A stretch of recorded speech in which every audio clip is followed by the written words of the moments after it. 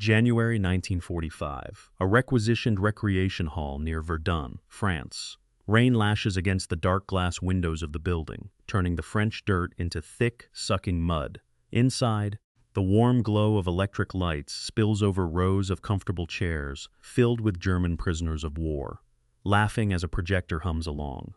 Outside, in the freezing downpour, American soldiers stand in the dark, staring through the glass at the men they recently fought and captured. The soldiers outside are soaked to the bone, shivering in their wool uniforms, denied entry because of the color of their skin. They watch the enemy sit in warmth while they remain exposed to the elements. This was the reality of a segregated army at the height of the war. A reckoning is coming, and it will be delivered by the man who commands the Third Army. This is the story of what happened when a man's color mattered more than his courage. Before we continue, make sure you subscribe. We tell the World War II stories that show what happened when prejudice met consequences. Corporal Jasper Williams was 22, born and raised in Savannah, Georgia. He enlisted early, driven by a quiet sense of duty that never wavered, even after he saw the devastation of the front lines firsthand. During the heavy fighting through the hedgerows of Normandy, Jasper lost his closest friend to a mortar blast, a tragedy that hardened his resolve but never dimmed his steady, disciplined character. He was a combat infantryman with the 761st Tank Battalion, a unit that had carved a path of hard-won victories across France. Just weeks before, Jasper had personally accepted the surrender of 3 German infantrymen, disarming them and handing them over to rear area personnel.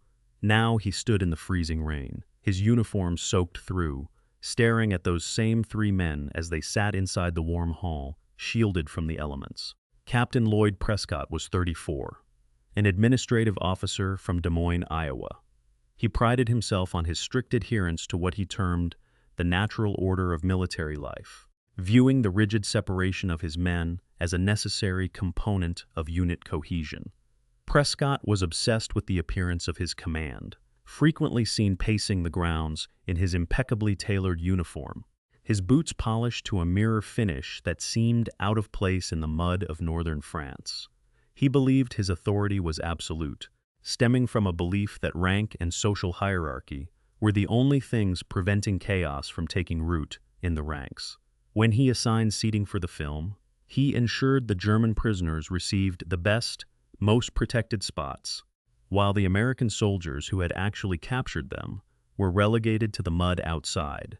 He viewed this arrangement not as a failure, but as a triumph of his own organizational standards, dismissing any concerns with a wave of his hand and a cold reminder of his own interpretation of Army regulations. The European theater in January 1945 was a landscape of frozen mud and frantic movement. The German Ardennes offensive had spent its energy, leaving behind a shattered front and thousands of prisoners waiting for processing. Stores were stretched thin, with fuel, rations, and shelter becoming the most valuable currencies in the Third Army sector. The logistics of the Allied advance were constantly breaking under the weight of the supply lines, causing chaotic bottlenecks in rear area towns near the front lines. This instability meant that local commanders often exerted outsized control over base facilities, deciding which troops or prisoners earned the right to warm shelter and who remained in the biting cold, while frontline combat demands forged a unique sense of necessity among soldiers. The rear area administration often operated by a different, outdated logic. Officers in these roles frequently clung to pre-war social norms, treating the influx of POWs and the diversity of their own ranks through the distorted lens of rigid, systemic prejudice. Too many officers had turned a blind eye to these inequities, justifying their choices through a twisted interpretation of military regulation that prioritized superficial order over the basic dignity of the men who had done the fighting. This environment created a powder keg of resentment. It was an atmosphere where combat-tested veterans found themselves treated with less respect than the very enemies they had risked their lives to defeat. The system was failing the men it was meant to sustain, and for the soldiers watching the world pass them by, from the rain-soaked streets of Verdun The silence of their superiors was becoming louder than the artillery in the distance. The cold, wet air of that January evening was a constant reminder of the divide. But the scene was about to change as the camera zooms back into the hall, where the injustice was being played out in full, agonizing view. Corporal Jasper Williams stepped inside the hall. His boots caked in thick gray mud, he carried a handful of empty film canisters from the supply depot. He stopped near the back, his eyes fixed on the rows of prisoners. Captain Lloyd Prescott turned, his face tightening. He stepped forward, his polished boots clicking sharply on the hardwood floor. "What do you want, Corporal?" The captain looked at the mud on the floor, not at Jasper. "I have the reels you requested, Captain. Leave them by the door and get out." Jasper did not move. He looked at the dry, warm prisoners, befanson to watch the second feature. "Sir, my unit is off duty until dawn." Prescott laughed, a dry, flat sound. "The seating is full, Williams. The hall was half empty, sir. There is room in the back. The room is for the prisoners and the white soldiers of this division, Corporal.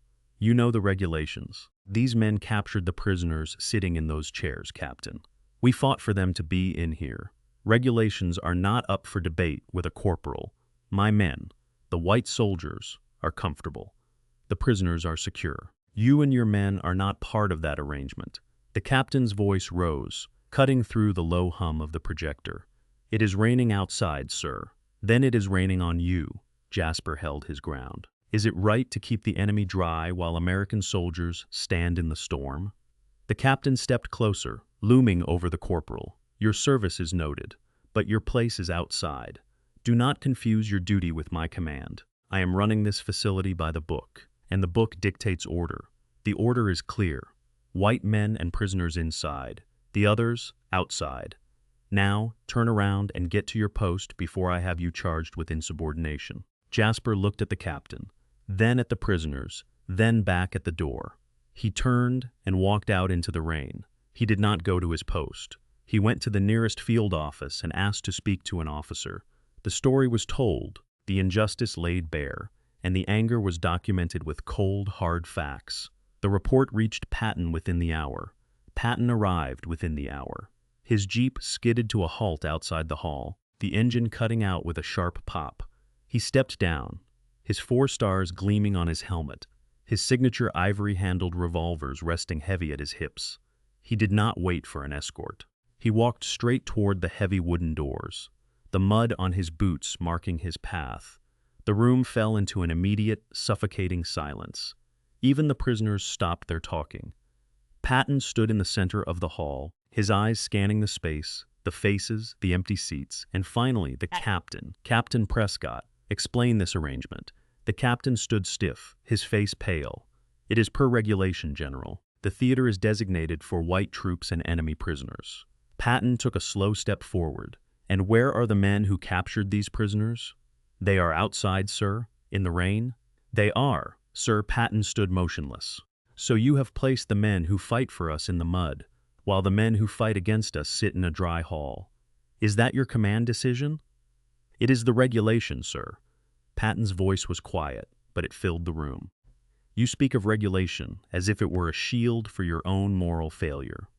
You have confused the prisoner with the Patriot. You have elevated the enemy and degraded your own troops. There is no regulation in this army that demands you treat a prisoner better than a soldier. There is only honor, and you have forgotten it. You sit here in the warmth, clean and dry, while the men who put those prisoners in your custody stand shivering in the dark. That is not command. That is cowardice dressed up in a clean uniform.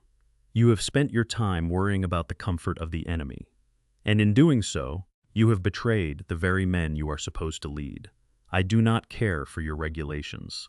I care for the courage that wins this war. You have a choice.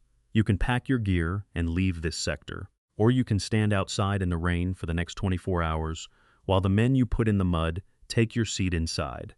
Decide now." The captain did not speak. He looked at the floor, his face devoid of anything but fear. He turned, his shoulders slumping, and walked toward the door. Patton gestured, and 2 military police officers moved toward the captain. They took him by the arms and led him toward the heavy double doors of the hall. He did not fight, his head hanging low as he walked past the rows of prisoners who watched in silence. The officers marched him out into the cold, driving rain that had soaked the American soldiers only moments before. He was directed to the small, muddy patch of earth against the side of the hall where the men had stood. The officers left him there, exposed to the biting wind and the downpour, while they retreated back into the dry warmth of the building. The sound of the doors locking echoed through the hall, a sharp, final note of metal against wood. The captain shivered immediately, his polished uniform rapidly darkening with water. The American soldiers who had been outside moved past him, entering the hall to take the seats left behind by the prisoners. The change was complete, witnessed by every man in the room, the irony of the shivering captain and the warm soldiers serving as a permanent lesson for all who watched. Corporal Jasper Williams returned to his unit the following morning, the events of the previous night having etched a permanent mark on his spirit. He survived the remainder of the war, returning home to Savannah in 1946, where he lived a quiet, purposeful life until his passing in 1998. He rarely spoke of the night at the hall, but those who knew him understood that the moment had fundamentally shaped his conviction in the dignity of his own service and the value of standing firm for what was right. Captain Lloyd Prescott did not escape the consequences of his actions. Following his immediate transfer to a distant, undermanned PRBU processing station, he remained in the military for several years, in a diminished administrative capacity. His career stalled, marked by a pervasive bitterness that saw him eventually discharged in 1948. He returned to Iowa, where he lived out his remaining years in relative obscurity, often recounting his service in ways that omitted the cold, wet night in Verdun. General George S. Patton never referenced the incident in his public memoirs or official dispatches. The report filed by the chaplain remained in his private desk, a testament to a command philosophy that tolerated no deviation from the core principles of military honor. Years later, a single note in his personal papers mentioned the event, stating simply that the true test of a commander was not in the rules he followed, but in the justice he was willing to impose when those rules were weaponized against his own men. Some historians argue that Patton's decisive interventions in discipline were calculated efforts to maintain absolute authority during the chaos of a rapidly advancing front. Others argue the opposite, suggesting that such actions were impulsive displays of power that risked undermining the established chain of command and formal administrative procedures. What is certain is that the integration of recreation facilities across the Third Army became a measurable, lasting standard, forcing the military to confront its internal contradictions in a way that had been systematically ignored until that very moment. If you had been in Patton's position, would you have done the same, or would you have opted for a formal report instead? Let us know in the comments, and if you want more stories about what happened when prejudice met consequences, make sure to subscribe.